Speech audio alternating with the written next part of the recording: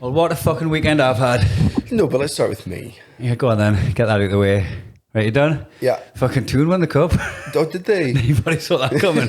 I was travelling down to London again. Well, also ran. Yeah. For the first 20 minutes of the game, I was watching with Cullen and my boy, and I was like, I've got a feeling Newcastle are going to win this just because Liverpool, I felt like they were let away with fucking heaps of challenges in the first 20 minutes. Like felt like they were doing like some real brutal tackles, and the referee was like, well, I'm not going to give out a yellow card. Who we were? No, Liverpool Liverpool were. So I thought you were going to be fucked over. Oh, right. And usually if the referee's lenient, we look at that and go, oh, we're allowed to do that, and then just fucking match it. So usually we're alright when the ref's letting tackles ride. Aye. I can get confident. Like, I'm happy with the ref going with that. This is a football podcast, by the way. Just heads up. It's like the first time, it's like when you go to a house party or a party at someone's house, right? You're in your 30s. You're like, I don't know what type of party this is. Like, is it a wine and cheese party? Is it like we're going to stay up till 3 a.m? Or is it? Do we all need to be gone by 9? What's the deal? And then you see two people come out the bathroom, and you're like, aye. This is the kind of party I'm good at. Fucking,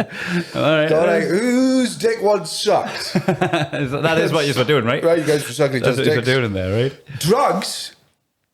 I'm out of here. That God. I don't know where to start with this. There's so much to unpack. Can I start with the fact that what's the opposite of meeting your hero?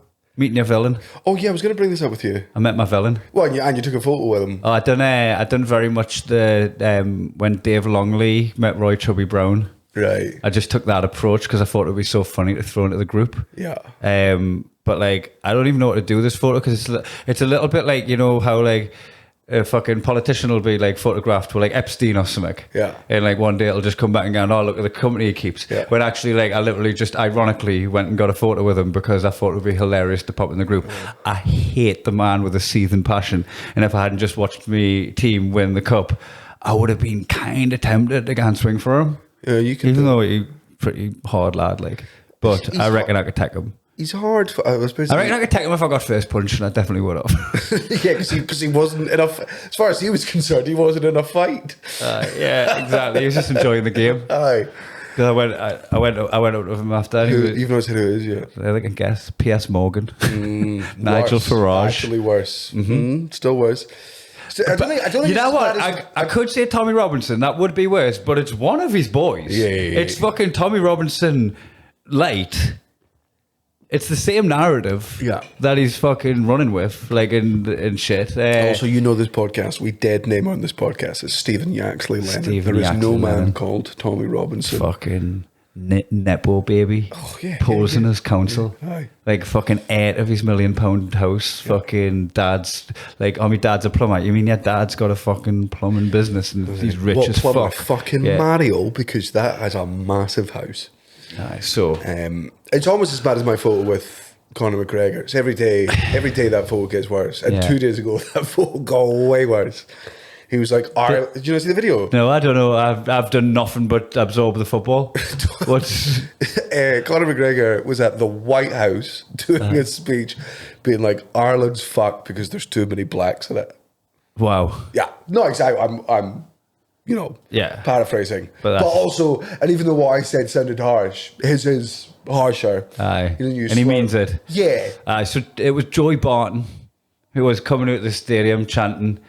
And then Cam was like, that's fucking Joey Barton. And your problem with him was that he left Newcastle. You love his opinions. You think his opinion on female commentators is spot on. Can you remember in the airport where I had to delete X because for my own well-being? Because I was so angry at all of his output.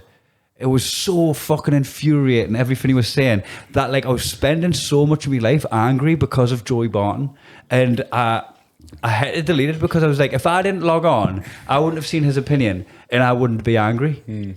So I had to delete it just to fucking try. I was like, fucking, sometimes when you're on the road and you're drinking and you're hungover, like fucking the slightest thing can give you a wobble. I literally had to delete social media because of the cunt. And then I fucking, then there's two-faced, hey Joey, fancy a photo and all that. It actually cured my mental health. I came off of Twitter, started going to the gym more, and actually really improved my life. I still fucking hate you, but I am in better shape. Yeah, actually was. And because I'm in better shape, I'm going to chin you. Come here. He was the trigger to his fucking like looking after myself. Yeah. And Aye, fucking. How old is he? But then 2 seconds later, I turned the corner and fucking bumped into Jill Scott, and genuinely, happily, we got a photo with her, even though she's a Markham and she was totally gutted about the result. Is she Markham? Aye. Yeah. So, also, after the game, we're in the concourse bit of the area. You're the same age as Joey Barton. How old are you? You're 41? 41, yeah. Oh, he's 42. He's just older than me. Yeah. So I'm in after the game having a pint in the concourse at Wembley, and Khan immediately recognises these two hot women as the wives of Sandro Tonali and Bruno Guimaraes. Good. I'm glad there was a second man's name there. Recognise them as the wives of Mohamed Salah. All of that, yeah. Speaking of, I'll get to that in a minute. So they were getting a bit of attention of people wanting photos and stuff, right? And eventually, when the Gav had a bit of a crowd, they got on FaceTime to Bruno, and he picked up, and me and Khan were in the back chanting to Bruno in FaceTime while he was in the dressing room. Yeah. And as a pure football fangirl, I was in the dressing room with him, Daniel, after they'd won the cup. The captain, you could see us in the background of his wife's FaceTime. And he quickly hung up. Yeah. I wonder why. Who's these mugs? What's my bear drinking this for? Trying to fucking... I'm at work. Have you not seen what just happened? Do you not think I want to be with my friends right now? I know you're in the concourse. That's why you didn't get a VIP package. I'll see you at home. I am in the concourse with loads of Geordie men, and he's like, oh, for fuck's sake. Damn it. Speaking of Mo Salah for a bit, so he had a fucking shite game. He's starving.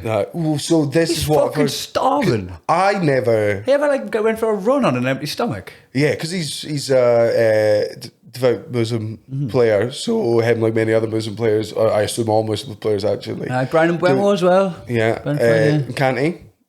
Yeah, all doing Ramadan, so no eating, and then you got a fucking cup final. Eating's cheating. He was pants, wasn't he? Yeah, he was. I mean, good for you. I mean, at that point, you're like, fucking Ramadan's class. I was like, fucking, the sun better not go and do it.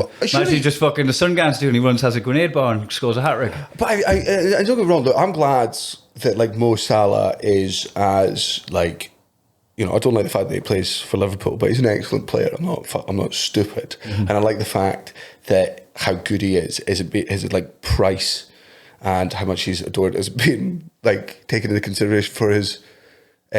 faith, because surely there is the opportunity to look at any player of Muslim faith and being like, that's like hiring a 6-month-old pregnant woman. Right? Which is, I'm going to hire you. Yeah. And then a month. 8 on 8, man. It's an 8 on 8, man, this. And he's Egyptian too, so the African Cup of Nations is going to eat into my season. I don't want to not book you because you're African.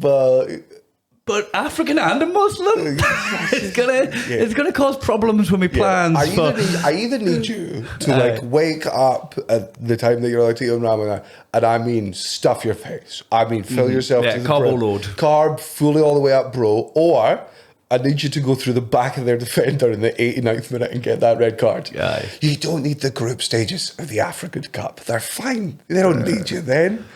They're against Botswana. So speaking of Muslims in Islam, right? So, just quick timeline of what's just happened, right? My team's just won a cup, unbelievable. Ended up in the dressing room with Bruno, kinda, one way or another. Met me villain. Yep. Right, kinda added balance to that by meeting Jill Scott. Yeah, well, who's in the middle? Huh? Who's in the middle? Well, the opposite ends of the spectrum of what's right and wrong in punditry. Yeah.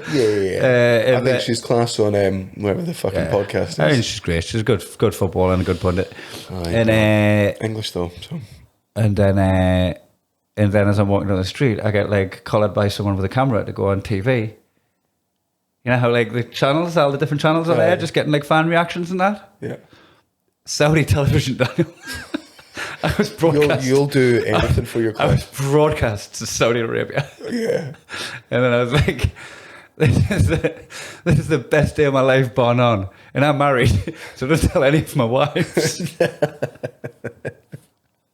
And then just started going, I hope the energy that's coming out of Newcastle right now is reaching Saudi Arabia and you can really enjoy what we're feeling at home here. Yeah. And I hope one day you get to visit Newcastle. You're going to be so welcome in Newcastle when you come here. Yeah. Not the rest of the UK, by the way. I mean, fly into Newcastle. I just started absolutely connecting with you.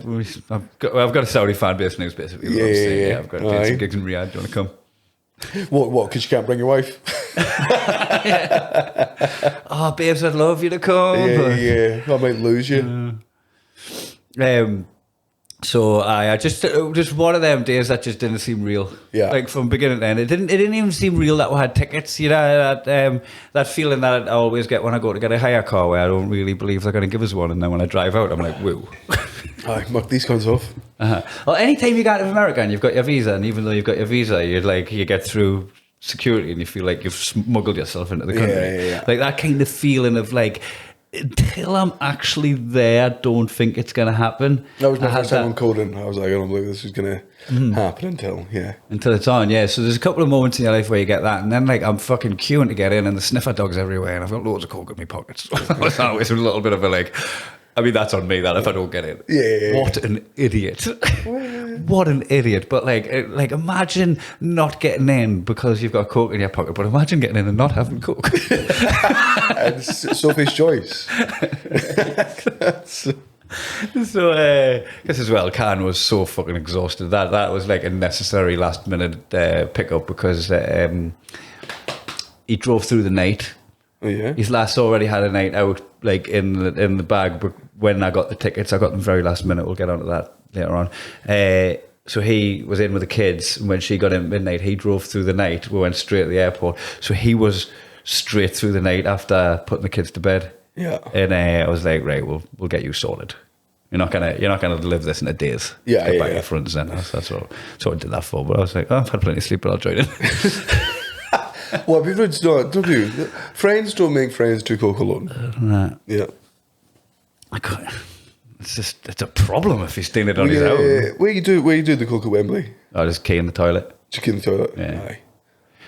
Which was like, where we were was really good tickets. It wasn't corporate, but it was like next thing along from corporate. You know, like we went in, it was called the Tap House, and you can get in like an hour and a half earlier than everybody else, and they've got like, you know, loads of craft beers and street food. I'll get that in a minute. They've got like a Marks and Spencer's in the stadium and like a clothes shop, so you can buy a hoodie if you're cold. And like everyone was like reasonably civilized. Yeah. And everyone, and all looking at you, being like, that guy. It was. Hey, I did that guy. That scum girl. Which scum is that? Sorry, the one that just came out of the bathroom licking his keys. That one. By the way, I think I know the reason why he has the key in his mouth, because he's clearly been starting his mouth because he hasn't started talking. Yeah. He's put the key in there, turned it. It's like you can't have a too much now. It's like going to my own birthday party as well. Like I'm gonna say like 10% of people at the game want to like say hello and get a photo and tag of us. I thought you were about 10% of people there are on cocaine. Nah, I'm like probably more. That's probably a very similar stat. Yeah, totally unrelated. Actually, the people who know who I am are the exact people. Yeah. Nah. Do you reckon 10%? Right. So sorry to interrupt, but like on a home game for Newcastle, St James's Park, 3 p.m. kickoff. Estimate right now what percentage of the home fans are on cocaine on average at a home game. Yeah. Oh, I think it's less than 10%. Less than 10%. I think it's less than 5%. Yeah. Yeah. It's not like okay. It's quite. I think a Newcastle game's quite a family affair. Yeah. So that's what I was thinking. Yeah. Like I feel like a Millwall game, it's up to 15, away fans. 20. Away fans way more. Oh, yeah. Percentage wise. Yeah. Yeah. Yeah. I think home game family affair. Away game. Handful of people have got their children, but those cunts are on coke.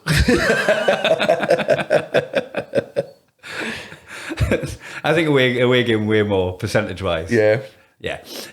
So my point is, I'm chatting to a lot of people. A lot of like people who are buying us drinks and stuff and getting photos. It was like dead nice, and everyone's so nice. Like people have been so nice to us when they've like seen us, like whether they've seen us live or seen us on clips or whatever. Everyone's been class. Did he call the police? Yeah. Did you? Did coke? Is that right? I told you, man. I don't agree with drugs. You can suck my dick and I can suck your dick in the bathroom. Any coke? Anyway, I'm queuing for the toilet and I'm just chatting to people, right? And I come at the toilet and Can goes in and I'm like, wait, better have a piss now. Just went to the urinals. Because I'd queued for the toilet and then not used it. Man. And I still needed to go. The amount of times where you just give yourself away, go to the toilet, right? You're like, I'm going to do this really fucking sensibly, right? I'm going to, instead of doing it off the top of the toilet, right? I'm actually going to sit down and I'm going to do it on my phone. So if anyone looks under, my feet are facing the right direction, looks like I'm taking a shit. Cut up my phone, take away fucking snort, put it all away, lick my phone, right? Stuff in pockets, flush the toilet, right? And then you go, okay, now I'll go out, I'll wash my hands, don't do me none the wiser. And then you walk out the toilet and you're like, I forgot to piss. I'm desperate for a piss. The amount of times I've come to the toilet and I need a piss. Straight to the urinal. And everyone around you is like, hey, what? Yeah. And you're like, yep. Huh? Yep, I am cool. No, I have bowel problems, you see. Very cool middle-aged man. Look, I don't have a pension and I'm making sure I don't spend my latter years in just austerity. You're pissing a lot. You must have a prostate problem, and I can't imagine where you got that from. Me neither, sir. Now, excuse me, I'm going to queue for the toilet again because I need to blow my nose. So, all in all, everything went swimmingly. Wonderful day. It was like a really last minute ticket thing as well because I ran... Like, we tried to get in with a ballot.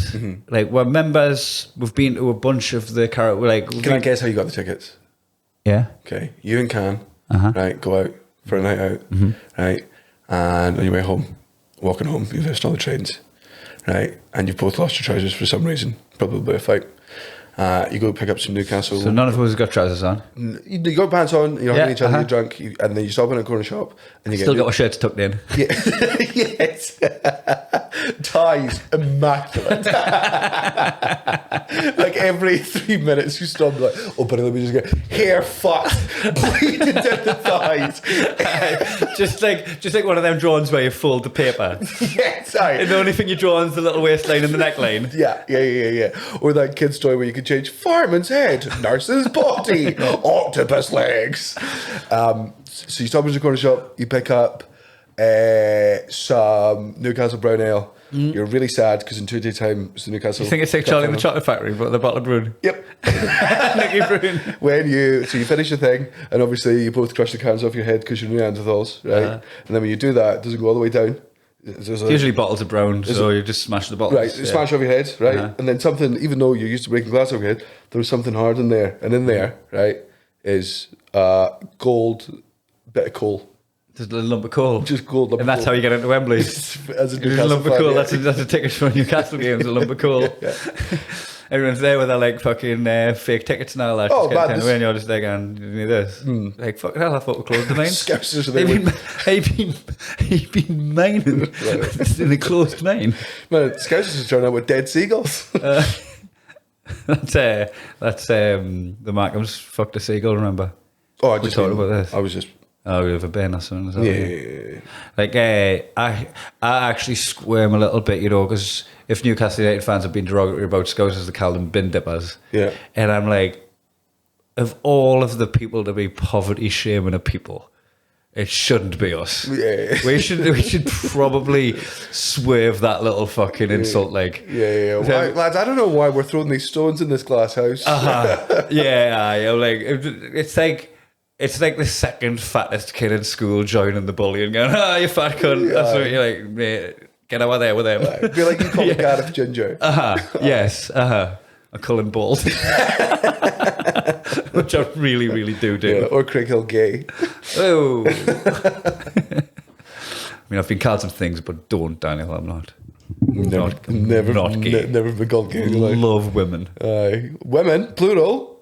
Well. Yep. Well, Natalie and your mother. Yeah, standards drop a bit. I don't have a type. So women whose pussies have been forced out of.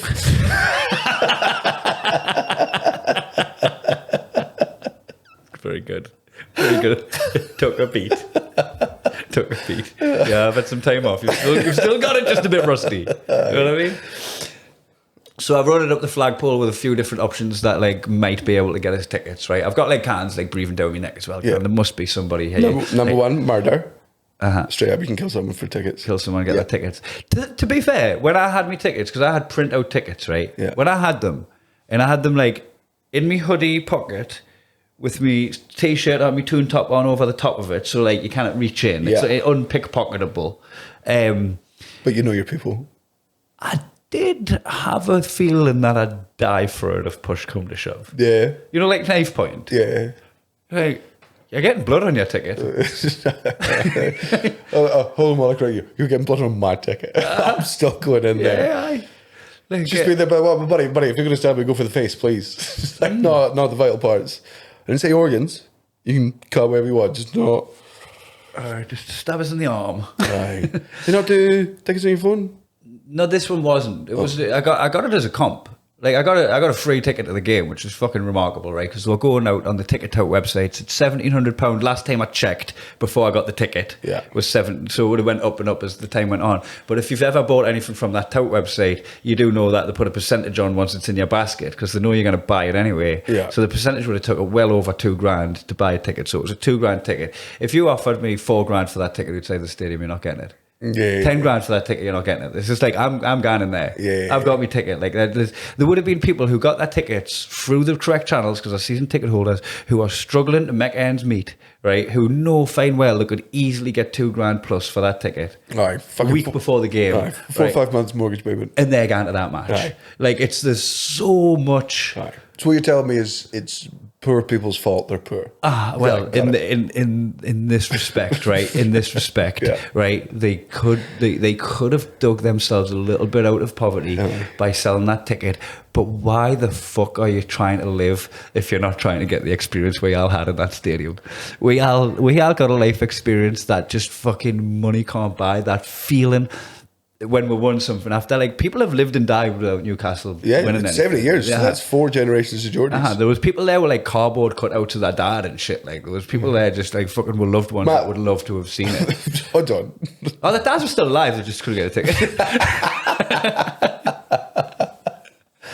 Fuck it. I don't want to fucking insult or demean anyone's grief. I'm lucky, unfortunate enough to still have my father. You know, we've got our memories of things that we did together as a sports thing, but I can't imagine walking into a print shop. Are you print a full-size cow? Yes, what I didn't think I'd get in with a full-size one. Could you do like a half-size Martin? It wasn't full-size, really. It was like kind of nearly like 3/4 size. Yeah. There was a guy that brought, like, I saw, like, he brought his granddad's hat and sat it there. Because it's a hat his dad wore to every game. I went, that's a nice touch. And those people that are wearing the top the dad wore was all of that, beautiful. I didn't see the cunt with the printout is a fucking psychopath. But he was funny. He was laughing. I didn't even see him at the match. I saw him at the pub with his dad. It was at a big chill afterwards. Now the one where Tom and Kirsty broke up. Went there 4 times. I went to the big chill and he was there with the cardboard cut with his dad. I was like, take him to the match with the So tickets were I just tried a bunch of channels because you know how I'd been on TNT Sport fairly recently. I tried with them. I asked if we could get tickets for like a Wish. I tried with the organisation that run the tour with Doug Stanhope, who book us. They run Sam Fender's tours. So I thought they'll have tickets, but obviously they'll be able to get tickets, but they've also got a million fucking Geordies on the roster that want tickets. So they were like, man, joining a massive queue of people that want tickets. There's no way I can get them from here. And then I tried it with my producer of my own tour, and they just pretty much got back to us saying, we didn't really work with football tickets. Sport's not with me strong suit. Yeah. And then a week later, I got a message going, I think I've got 2 tickets for you. Yeah. I'll call you tomorrow. Right? And this was like 2 weeks before the game. And the next day, I'm waiting for this call. Honestly, when I say I'm waiting for this call, that's all I'm doing. Just sit side down, phone on the table, waiting for a call. Yep. You got the part. Walking the dog, just like everything I'm doing is with an audiobook on because then if my phone rings, it cuts it. Right? So I'm pottering till 3 o'clock, right? And then I just like, because I'd already emailed him back that night, just saying, oh my God, I'm not going to be able to sleep right. And then a message just going, the anticipation's killing us. Nothing. Full day goes by. Right, so the next day I email again and nothing, And then the next day I try to ring him, and then he cuts us off and texts us, "Going, I'm on a train, I'll ring you back." Nothing. Great. Right? And then this goes on for a full week, and then he messages the Monday after, like the Monday of the week of the game, saying, "Check your emails." You've gone through 17 books. Nearly finished the Wheel of Time. And the reread. And he goes, "Check your emails," and there's 2 tickets in the inbox. And I was like, I was after 3. You fucked us here. But we did have a little bit of that where I was going to Natalie. I was like, what do we do here? Because like, we go to every game we can. And like, I was like, should we? Because he really, really wanted to spend the money. Yeah. Like, he was like trying to talk me into it, and we were talking him out of it. We're like, that's just a ridiculous like amount to be spending. Yeah. Like, if you spend that money, like, you'd want the corporate experience at least. You want like the Fed and all the kind of trimmings that like they rob you for when you buy corporate seats, right? But you're just up in the gods for $2,000, right? Yeah. So we're tagging him out of it, but I'm also tagging him out of it because like I haven't told him that I'm getting teased because I don't want to tease him too. And then I was like to Natalie, I was like, should we chip in? Like, he was willing to pay so much for it. Like, if we chip in for it, it'll at least make it cheaper when he buys a ticket. And then she was like, look, he was willing to spend $2,000 on it. No, absolutely wasn't. He deserves it more than me. Just give it to him. So I got to make that phone call. Right. I got a phone call and telling me. You can't believe it. I'm taking Natalie to the game. Yeah. Go and get on FaceTime. I want to see your face. Mug. And take me bird. Can you and Natalie get to go to Wembley? Hands off. Gonna watch it in the pub. I did it in very much. I did it. I phoned him up and just went, we still haven't organised Sunday. How we're getting to London on Sunday? He's like, what are you on about? Because we had a table booked in Shark Bar in Newcastle. We had plans for watching it in Newcastle. It's like, we're going to London on Sunday. And he was like, what are you on about? I was like, I've got tickets for the fucking match, man. How are we getting to London?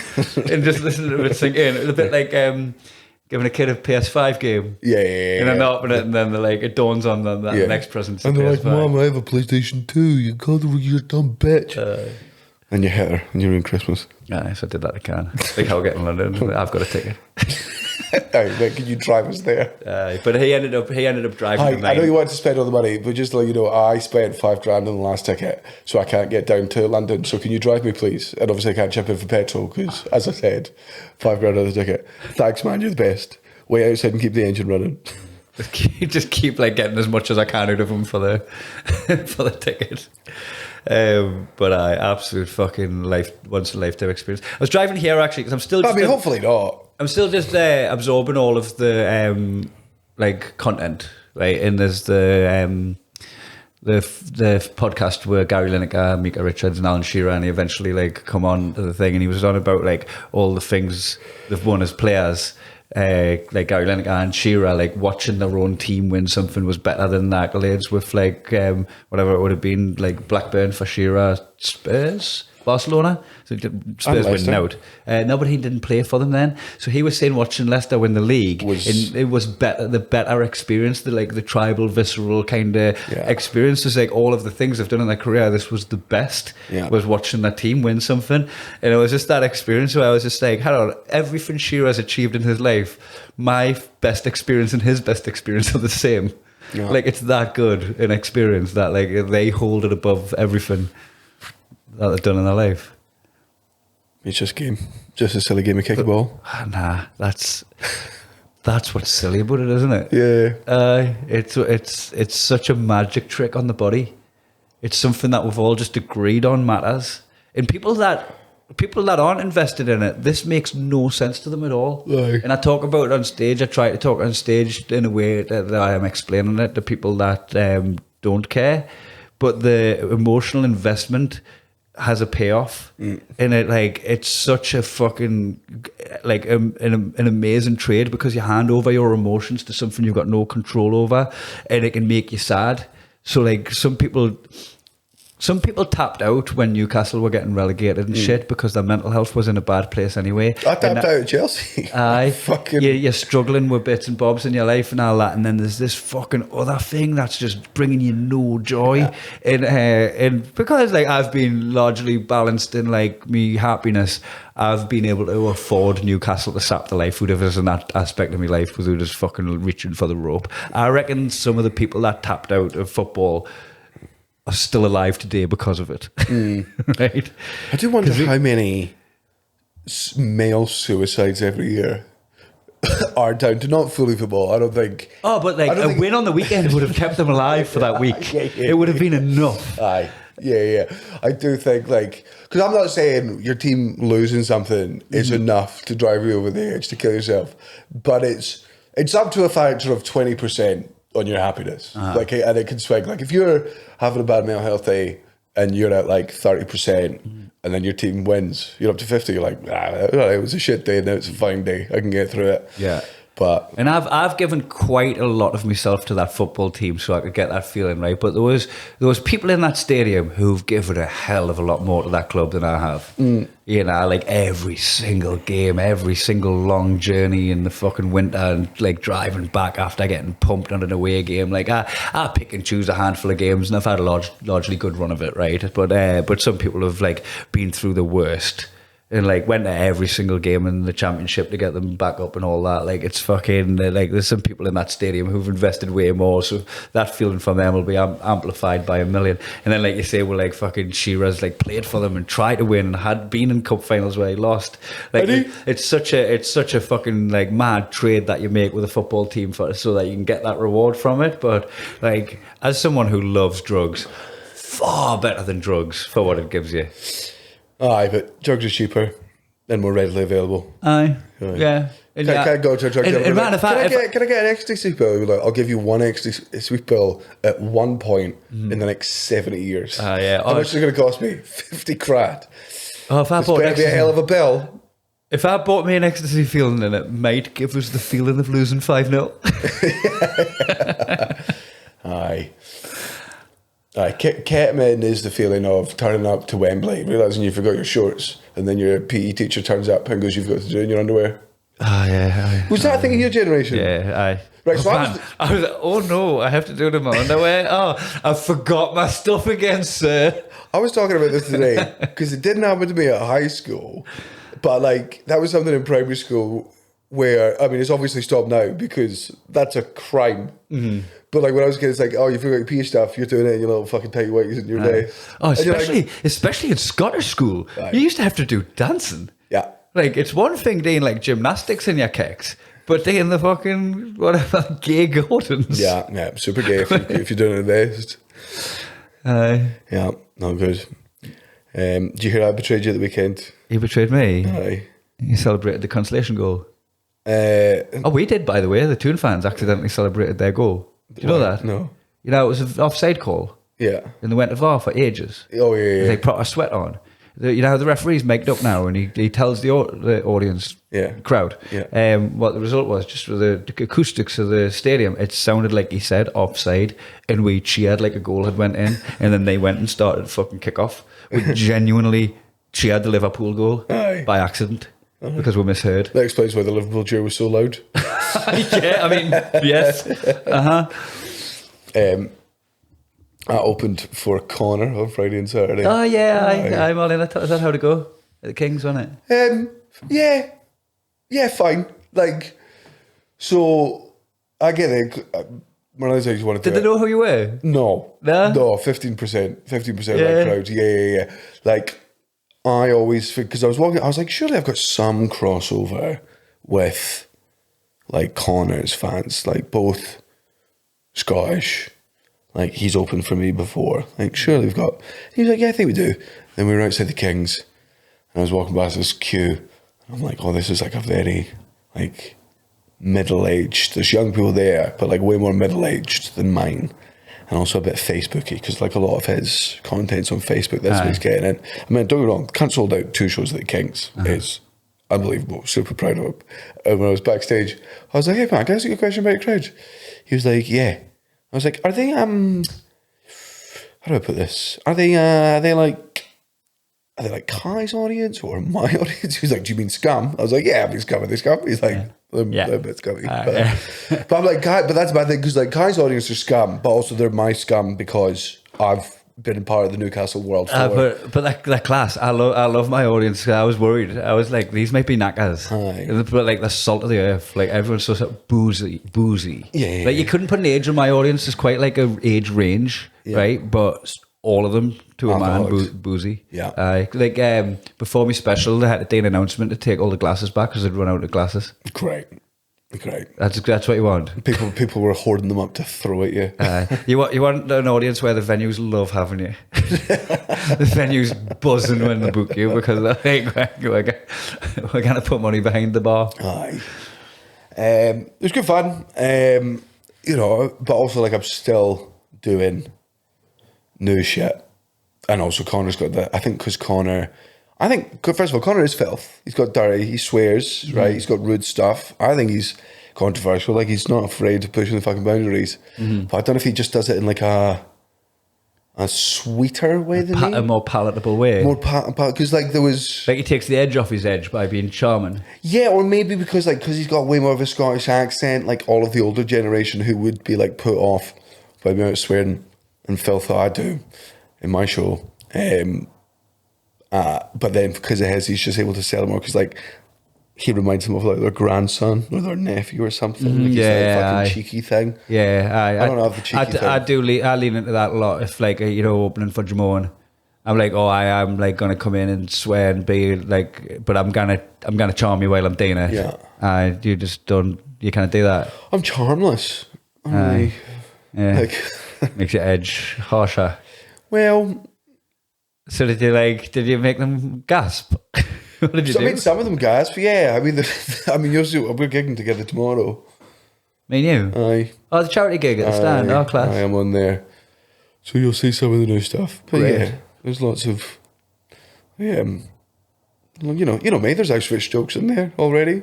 There's what, Auschwitz? Aye. So it's going on first, like... Yeah. Just denying it. I mean, like, what which? Deny that didn't happen. Yeah.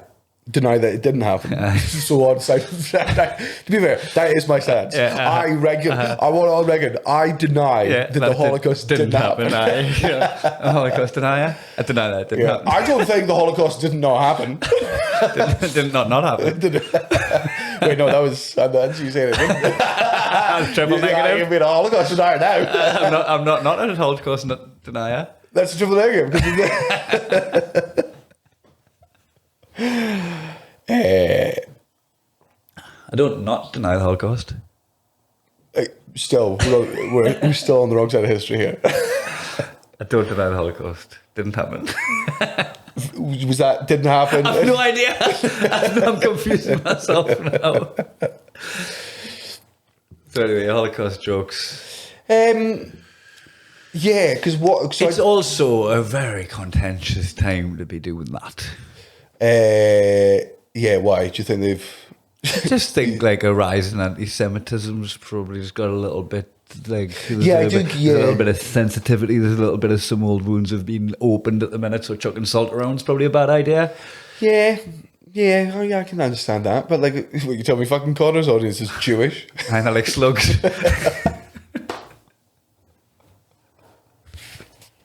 I think it's more about the worry of people getting hurt. The people actually getting hurt. 30 seconds ago, a lecture on why even joking about anti-Semitism was bad, and then to go to they're slugs. That's not what I said. That's what you said. I was in the bit. So that was one of my feelings.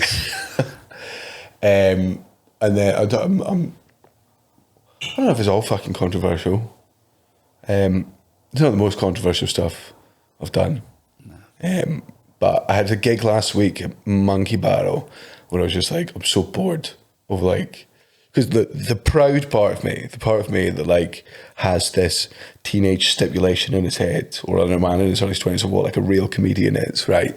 Is real comic, goes to the clubs, gets the fucking club 20, can walk on in any room in the world, right? And fucking smash it. And that is the mindset you need to have when you're up and coming, proving yourself, right? Aye. I'm lucky to have a fair bit of a career at this point.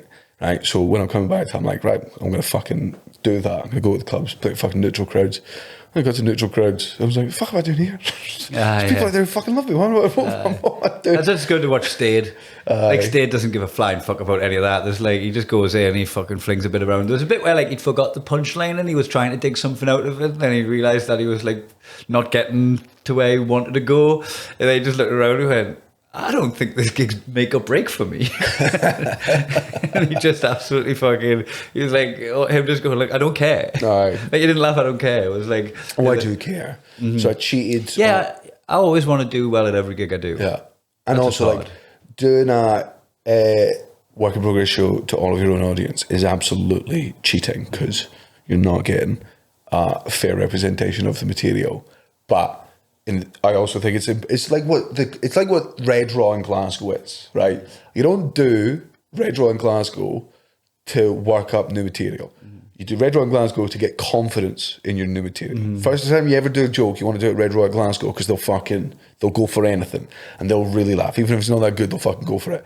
Then next time you tell it at a worse room, it doesn't go as well, but you're pitching it with way more confidence Because because last you've time already, it fucking ripped. you've already seen the goal go in. Yeah, I think it's important to like give yourself the confidence. Yeah, I did a bit of new material, so I'm way behind everyone else, right? He's a flying at the minute, and that's a worry.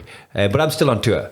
So I'm still touring the stuff that I'm doing at the minute, which is always hard to transition, right? So it's easier when you finish your tour and you can just go, right, everything I've got to do is about the new show now.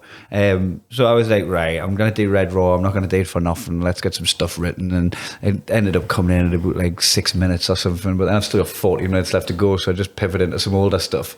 And the older stuff just like, even though it's Red Raw and all the new stuff went down well, I'd done that at the top. Like I went out and I'm going to open with new stuff and then like you've already like warmed yourself up and now you're doing tried and tested bits you've done a million times and you know where all the laughs are, and it just was like that was so much better than that. Yeah. And I'm like, oh god, I hate when you compare the new bit now to the old bit now.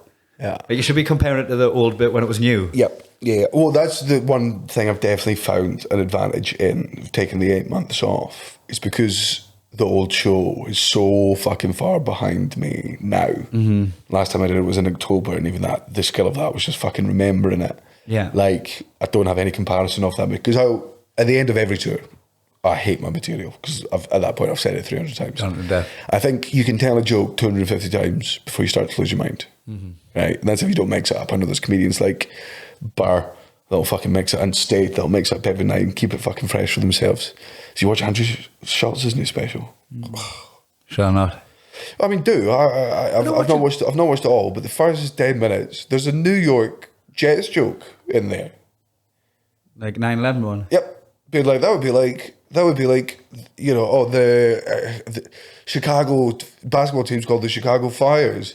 Naming your team after the biggest tragedy, that would be like New York naming their team the Jets. And I'm like, cool. Did somebody text you that joke on a Nokia 3310 in 2002? Yeah, that's a joke. Like even when you suggested it there, Yeah, I think that was the first joke. I've heard that. Like, It's the first joke. I think it was the first joke ever posted on Wikipedia. Was that joke? Like it's. Aye.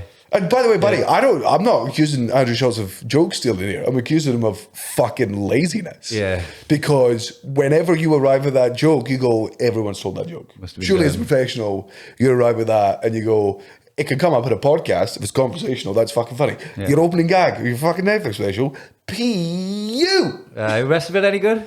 Didn't watch it. I'd fucking go. That. I watched Ronnie Cheng's new special. I love that. I love Ronnie. I love spending an hour with Ronnie. I fucking like that's the one like that's date night. Like I mean, Natalie will cuddle up and watch like a Ronnie Cheng special. Like it's. No, I don't respect. I respect Schultz as a comedian. I don't respect him as a human being. Nah. No, not a single bit. And watch Nelson's as well. Class. It's on iPlayer. Aye, meant. But I tend not to watch a great deal of specials. But like Damien Powers one's really good. Is it? It's on YouTube. It's really funny. Do you think it's like beneficial, or do you think it's What's the opposite of beneficial? Negatificial? Yeah. Well, I can see why we didn't call it that. Benevolent is good. What's the opposite? Malevolent. So maleficent? Beneficial? Maleficent? That can't be right. There's got to be opposite. There's a word that's not similar that means the opposite. There's got to be an opposite of beneficial. Detrimental? Detrimental. Is that the one? Yeah, but why is it not? Yeah, they don't pair up very well, do they? No. They're not friends. Stupid English language. Is it beneficial or detrimental to watch a lot of comedy when you're writing a show? Is it inspiring and you get to see some like thought patterns and techniques, or is it that you're just gonna end up like similar to someone's stuff? No, I think whether that's subconsciously or not. No, I think the more you're aware of what other comedians are saying as well, it's important. And that's why I also think it's important to watch comedians that you fucking hate and just go, right, so I'm going to watch this special and try and see if, the person I hate can be fucking skillful at shit. But if I watch their special, I can see what their arguments are. And in my head, I can imagine I'm arguing against them. So, like, some of my material will be not a direct rebuttal to it, but in my head, it'll be like, anyone that thinks this is a fucking idiot, and this would be my rebuttal to it. And it's sort of like knowing what both sides and the middle are saying about things, I think is good. I think the downside of it is it's impossible when you're writing new material to watch a literally finished show and go, I'm shit. There's no way any of my stuff just is going to be as good as this. I just want to watch everybody that's got a special. I want to see a first preview of that show. That's what I want to watch at the build up. David Power's opening gag's brilliant. He goes, my granddad fought in the in World War II, and afterwards, like, obviously just fucking hated Japanese people who served in the Pacific. Hated Japanese, was racist to them for years and years. And then around the 70s, right, Japanese people started immigrating over, and he was racist towards them, hugely racist towards them, right? But they came over and they do what all immigrants do, they start cooking, right? 10 years after that, my granddad not cooking if they're Japanese. Next, in the next 10 years, my granddad tried sushi for the first time. He's like, oh, you know what, it's not that bad. And by the time he was, in the 90s, he was actually not racist towards Japanese people at all. And I think that same thing happened in the UK when it comes to Indian immigrants, right? Dead racist, started cooking great. So all I'm saying is, right, let's give the trans community a year to cook for us.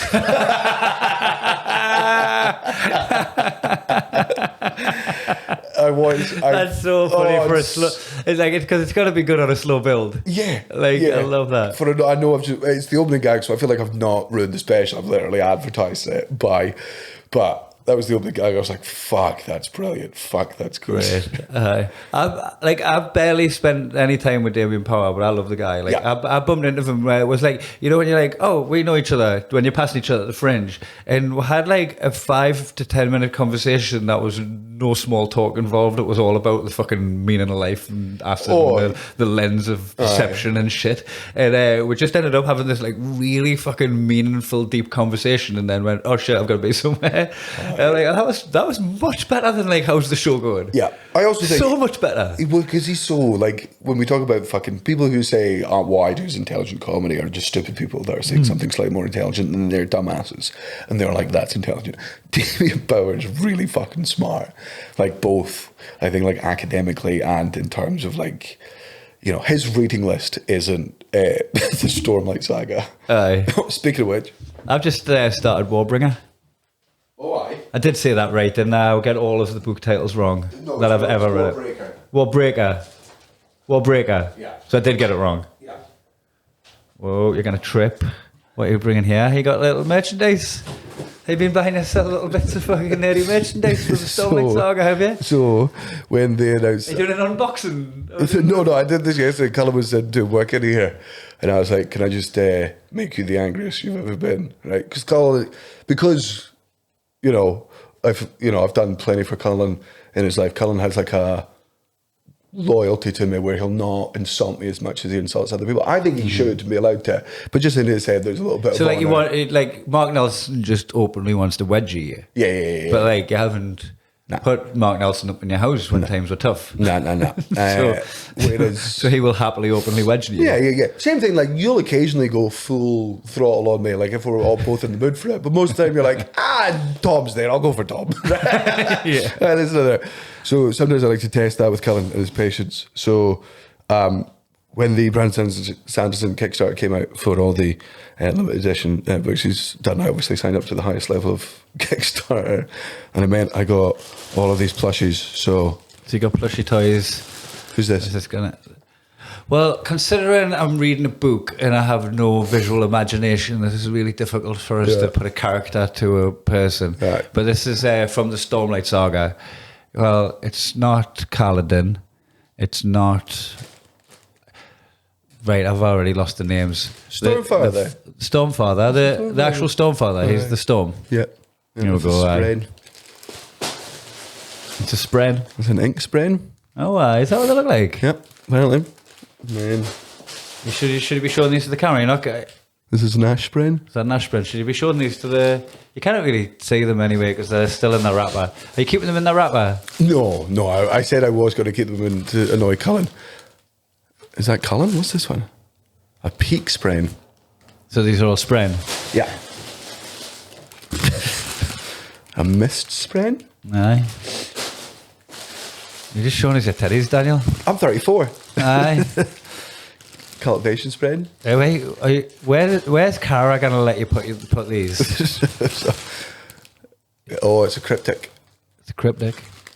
He's basically just pulled out a bunch of cuddly toys. And Reach her. A reach her? What the fuck's a reach? Oh, the Parshani. Got it, right. So you're going to decorate your bed with these? Do you make your bed yet? So we make our bed? Do you make your bed yet? Okay, yeah, well, it depends on the day. Sometimes I do, sometimes Cara does. Remember a couple of years ago, you were like, nah, I'm just going to get back in it. Because I never used to make my bed. Aye. Neither did Natalie. We went a long time there where you're just like, that's just a bed. I didn't really make that. But now I take pride in making my bed look nice. First job of the day. I'm fucking taking Jordan Peters' advice on how to live. Sometimes complete a task to start the day. Well, because what happens is, so we come downstairs for breakfast. Mm-hmm. I'm on Kaylin duty in the morning, Cara's on Paper Girl duty. And then when I want to get ready, it's one of the only times we let Kaylin on an iPad. It's just so I can fucking shower and brush my teeth and get ready.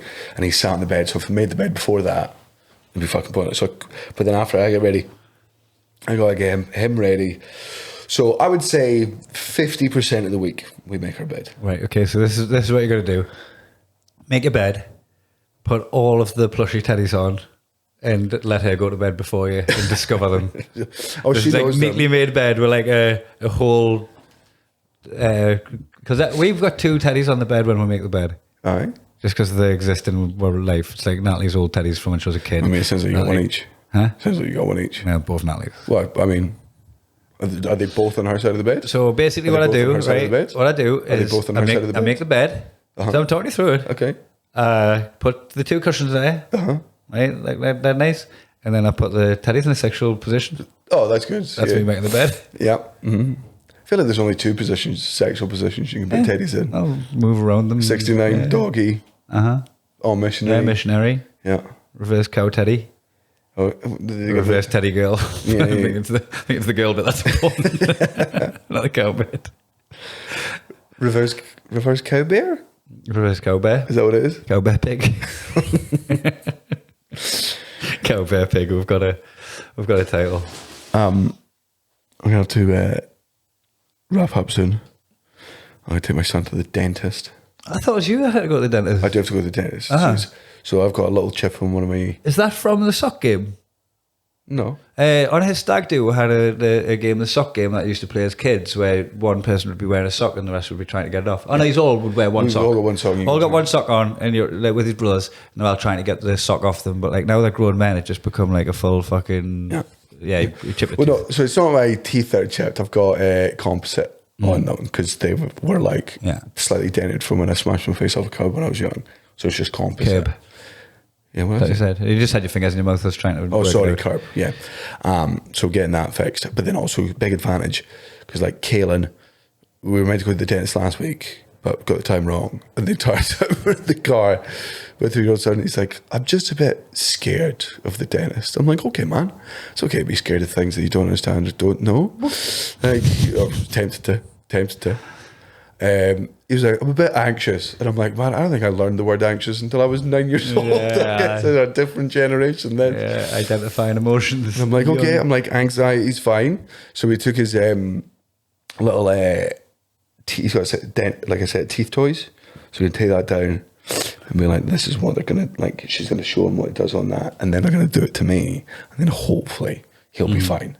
Can you teach about bravery now that we've got a better grasp on what it is? Because I used to think being brave was not being scared of things. Nah. Being brave is being scared of things, but then doing it anyway. So it's like the conquering of it, which is like... It's not the absence of fear. It's doing something while fearful. So I think I didn't know that until I was grown up. Yeah. And I just thought being brave was like not being scared of stuff. So I'd pretend not to be scared of stuff, even though I was, which is actually fucking the same thing. Yeah. So you still reach the same conclusion in the end, but I think like having an understanding of like, oh, it's okay to feel this. This isn't. I'm not like covering up that I'm scared. Yeah, like, I am scared. I'm just fucking gonna do it anyway. Like I'm pushing through. So like, I'm trying to. Not that my parents were ever bad to me at all, but with Kaylin, like, to be fair, I don't know what I was like as a 3-year-old, so maybe I was similar. I was never taught until I started meditating that you're not your own thoughts. Right? You're an observer of your thoughts. And you can't ignore them. Super hard to do, but with focus, you can't do it. That was like a revelation to me when I was 29 or 30 years old, right? I think it's too early to sort of explain the concept of that to Kaylin. But like our big thing is like, once you say sorry once, if you're truly sorry, you don't have to say sorry again. Don't be like me. Don't apologise and then apologise for apologising, go further. So some of it is landed in, because the other day we were playing golf and he was hitting some good shots and he hit one just wayward, right? And something like that, me at that age, right? Despite all of my dad trying to make me a better, not a sore loser, something where I would have snapped a fucking clap, Kaylin just went, it's just a silly game. And I'm like, but that is the best attitude to go to golf with. Never refer to sports as that. We all know it, but don't reveal that. You're allowed to call golf that, like for your own mental health and golf. Like if you're having a bad game of football and your way of justifying you having a bad game of football is like, hey, it's just a silly game. 10 other lads are going to kick your head in. It's just like you're letting the fucking team down. If you're golfing alone, you're like, I'm losing. The best way to get over losing here is to just go, it's a silly game. That was one thing I loved about when we actually had like it was a come down from a stag do fallout about football when the Scottish fans and the Irish fans were like really like going against England when we went out of the Euros World Cup Euros? It was the World Cup semi-final against Croatia. Yeah, it was the World Cup or Euros semi-final. World Cup semi-final. Okay. When we went out there and was so brutal and we actually fell out over it, right? Like people were falling out over it. And at no point did anyone say it's only a game. And that's why I love every one of you. Nobody says, hey, this isn't worth falling out over. We're like, it fucking is. Even if any of my wives were saying it into my ears while we were falling out with my very best friends, none of us said it.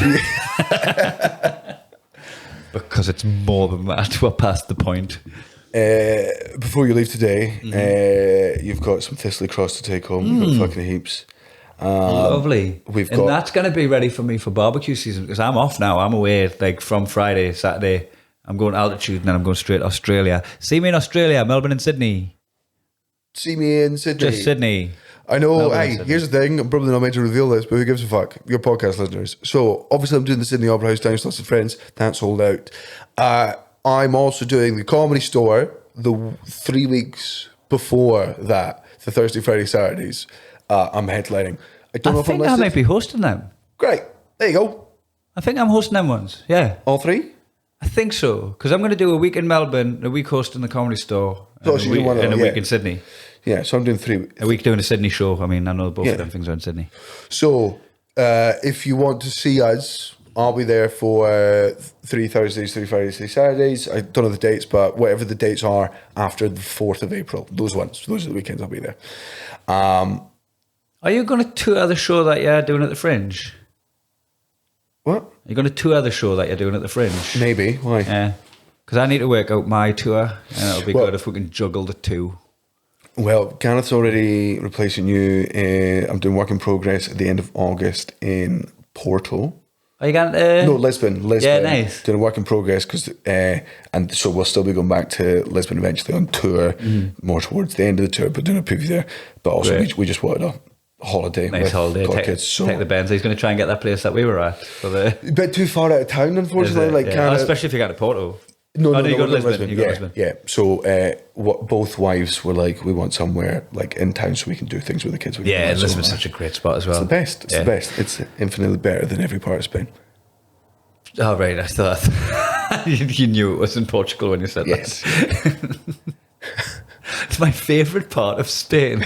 No. What was that? Somebody in Lisbon told us about an artist, a music act that crushed a gig and then said the wrong language. Yeah. Goodbye, like gracias instead of obrigado. Yeah. Is that right? Yeah. Not the two. They said the wrong one and just sucked the atmosphere out of the room after having a good gig. Yeah. It's like, well, right, well, there you go. Fuck you. Well, I mean, at that point, suck out at the end. Fuck them. You got no refunds at that point. Apart from that, fuck off and we'll see you next week. Bon voyage.